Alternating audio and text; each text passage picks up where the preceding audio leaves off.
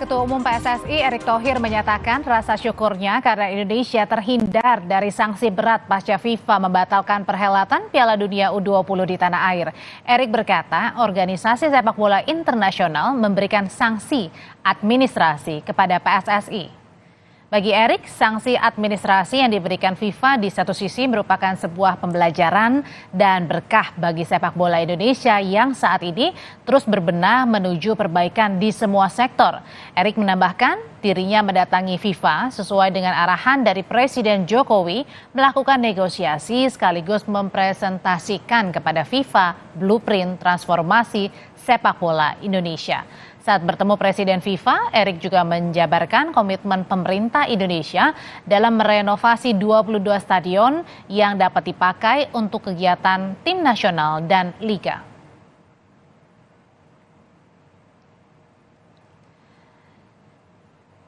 Saya hanya bisa berucap alhamdulillah atas rahmat Allah Subhanahu wa Ta'ala dan doa dari seluruh rakyat Indonesia, khususnya para pecinta sepak bola, Indonesia bisa terhindar dari sanksi berat pengucilan dari sepak bola dunia.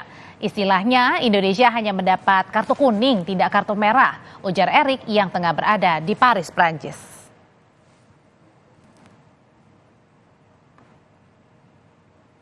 Dan menanggapi pernyataan Ketua Umum PSSI soal sanksi ringan yang diberikan FIFA pasca batalnya Indonesia menggelar Piala Dunia U20, Presiden FIFA Gianni Infantino merespons dengan menggugah fotonya bersama Erick Thohir dengan menyertakan emoji jabat tangan dan bendera Indonesia.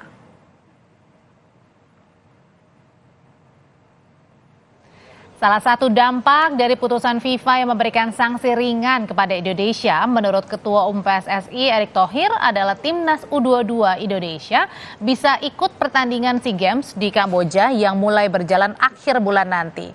Timnas U22 Indonesia di SEA Games berada di grup A bersama dengan tim tuan rumah Kamboja, Filipina, Myanmar, dan Timor Leste.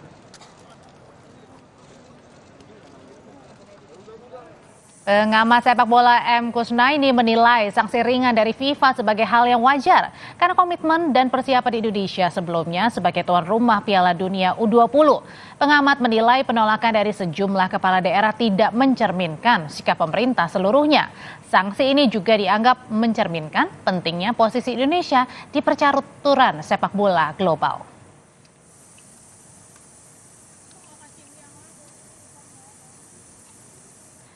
Mengulas dampak dari lolosnya Indonesia dari sanksi berat FIFA setelah batal menggelar Piala Dunia U20, kita akan tanyakan bersama dengan pengamat sepak bola M. Kusnaini. Selamat sore, Bung Kus. Selamat sore, Audrey. Ya, Bung Kusnaini, tadi kan Anda sudah berkomentar. Sebenarnya yang Anda baca ini dari keputusan FIFA yang tidak memberikan sanksi berat kepada Indonesia, melegakan atau cukup melegakan? Detailnya seperti apa? Iya, kalau saya sejak awal melihat bahwa Indonesia ini agak sulit kalau dijatuhi sanksi berat ya.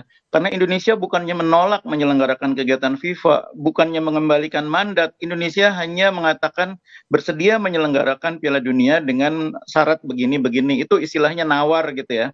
Dan bagi FIFA mungkin itu sesuatu yang dianggap kurang tepat. Tapi Indonesia tidak menolak untuk menyelenggarakan Piala Dunia. Beda kalau Indonesia menolak. Jadi dengan situasi seperti itu, maka FIFA menganggap Indonesia tidak siap untuk menyelenggarakan Piala Dunia. Tapi Indonesia tidak membuat kesalahan fatal, makanya sanksinya hanya administratif. Dan ini sangat lega ya, Bung ya? Iya, cukup melegakan karena sanksi yang sifatnya administratif ini membuat sepak bola di Indonesia tetap bisa bergulir ya. Indonesia memang tidak bisa memanfaatkan sejumlah dana bantuan FIFA, tapi menurut saya itu tidak terlalu signifikan. Yang penting itu kegiatan sepak bola, kompetisi bisa bergulir dan tim nasional bisa terus bertanding. Dari sanksi FIFA yang katanya ini hanya kartu kuning ya istilahnya, bukan kartu merah begitu. Apa sih yang harus kita lakukan dalam merespon sanksi FIFA? Iya, jangan lupa dari keseluruhan pernyataan FIFA itu bahwa FIFA ketika menjatuhkan sanksi ini juga akan mereview ya berapa lama Indonesia tidak boleh menggunakan dana bantuan FIFA itu tergantung kepada review FIFA terhadap proposal yang dibawa Indonesia terkait dengan transformasi. Itu poin yang saya pikir agak diabaikan oleh banyak orang.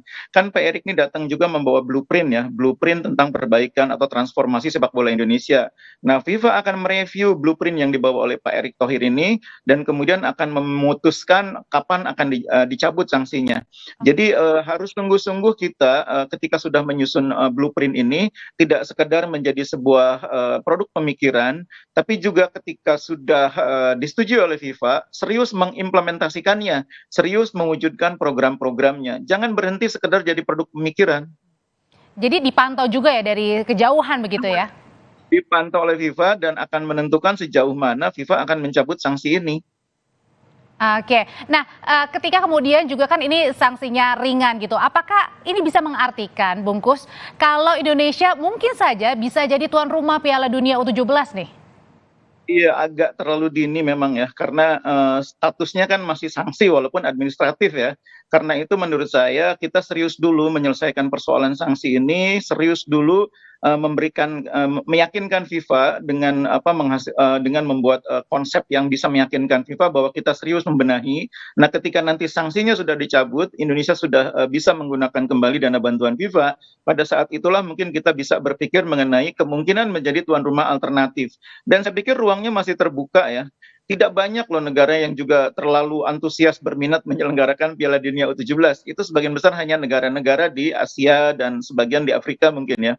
Kalau negara Eropa itu rata-rata tidak terlalu berebut kalau Piala Dunia U17. Jadi peluang kita cukup besar dengan catatan kita selesaikan dulu ini persoalan dengan FIFA terkait dengan sanksi administratif ini. Oke, kalau peluangnya cukup besar nanti kemudian Indonesia mungkin saja bisa jadi tuan rumah Piala Dunia U17. Nanti kalau untuk melihatnya FIFA ini berapa lama sih, ada nggak sih tenggat waktunya gitu, Bung? Jadi kalau FIFA ini kan pada dasarnya sudah melihat kesiapan Indonesia sejak beberapa bulan terakhir ya, bahkan sejak 3 tahun terakhir. Dan FIFA melihat progresnya itu sudah mendekati siap gitu loh. Beberapa catatan memang masih dibuat FIFA sesudah kunjungan terakhir, tapi catatannya bisa dibilang minor ya, catatan yang kecil. Dan jangan lupa Indonesia masih punya waktu sampai bulan November untuk melakukan perbaikan dari catatan-catatan itu. Sehingga kalau dari segi infrastruktur, saya pikir nggak akan ada persoalan dengan catatan-catatan itu. Yang paling penting menurut saya Indonesia lepas dulu dari sanksi administratif ini sehingga status kita sebagai salah satu kandidat akan bisa memungkinkan kita bersaing dengan negara kandidat yang lain yang mungkin nanti akan ada juga yang tertarik. Oke, tapi kalau biasanya tahapan demi tahapan dari sanksi administratif untuk bisa kita lepas terbebas dari sanksi ini kayak gimana sih, Bung? Iya, kalau sanksi FIFA itu sangat relatif ya. Ada yang sanksinya sampai 5 tahun, ada yang sanksinya hanya hitungan hari. Itu tergantung bagaimana kita meyakinkan FIFA. Dan kita punya komunikasi yang baik dengan FIFA ini. Pak Erik sangat dekat dengan Infantino, Pak Jokowi juga sangat dekat. Wakil Ketua Umum PSSI Pak Amali, Ibu Tisa juga punya komunikasi dengan FIFA, dan itu saya pikir harus dimanfaatkan untuk memanfaatkan kedekatan itu dengan terus menginformasikan apa yang dilakukan Indonesia, apa yang sudah kita siapkan dan apa yang akan segera kita lakukan, itu komunikasikan terus sehingga meyakinkan FIFA bahwa meskipun ini hanya sanksi administratif, tapi pada dasarnya ini tetap harus dicabut dulu ini supaya Indonesia bisa leluasa mengajukan diri sebagai tuan rumah. Dan saya pikir ini tidak akan terlalu sulit ya, karena blueprintnya kan sudah lama juga kita buat. Sejak insiden Kanjuruhan kan pemerintah sangat serius memberikan perhatian terhadap sepak bola dan sudah menyusun semacam peta jalan gitu ya, peta jalan transformasi. Nah sekarang saya pikir tinggal sejumlah elemen ditambahkan untuk menjadi blueprint seperti keinginan FIFA. Ada yang menarik juga satu statement dari Bung Kusnadi, yaitu adalah Indonesia, timnas Indonesia ternyata memegang percaturan penting ya dalam persepak bolaan dunia. Nah peran pentingnya seberapa besar sih kita di mata dunia? Iya, harus saya luruskan bukan timnas Indonesia ya, karena kalau timnas kita ini prestasinya masih belum ada apa-apanya gitu ya. Sepak bola maksudnya, Bung. Indonesia ini sebagai nation, sebagai bangsa itu mendapat perhatian penting dari FIFA karena Indonesia punya 190 juta penggemar sepak bola di antara 280 juta penduduknya. 190 juta ini di samping mereka menyukai sepak bola, banyak juga yang fanatik, bahkan militan, apalagi kalau sudah bicara media sosial. Indonesia itu di media sosial gahar banget gitu loh kata banyak orang, sangat militan, dan FIFA juga memperhatikan itu. Jangan lupa juga bahwa di antara negara-negara Asia, Indonesia ini mungkin jumlah penduduknya masih kalah dibanding China, dibanding India, tapi jumlah penduduk Indonesia yang menyukai sepak bola itu lebih besar dibanding China maupun India. FIFA melihat bahwa masa depan sepak bola itu nanti bukan di Eropa. Eropa tuh sekarang masa kini gitu ya, tapi masa depan tuh adanya di Asia. Perkembangan sepak bola akan menjadi sangat pesat di Asia dalam 10-20 tahun ke depan. Dan Indonesia menjadi salah satu yang terdepan dengan potensi penduduknya yang luar biasa, pertumbuhan ekonominya yang sangat baik. Dan FIFA Oke. juga jangan lupa loh memperhatikan bahwa Indonesia tuh tahun lalu menjadi presidensi G20. FIFA memperhatikan hal-hal seperti itu. Makanya seperti yang Oh, saya oke. bilang, kita tuh melihat Indonesia itu negara penting, bukan negara kaleng-kaleng gitu. Oke, baik. Terima kasih pengamat sepak bola Indonesia Bungkus Baik, Naini baik. untuk informasinya. Usai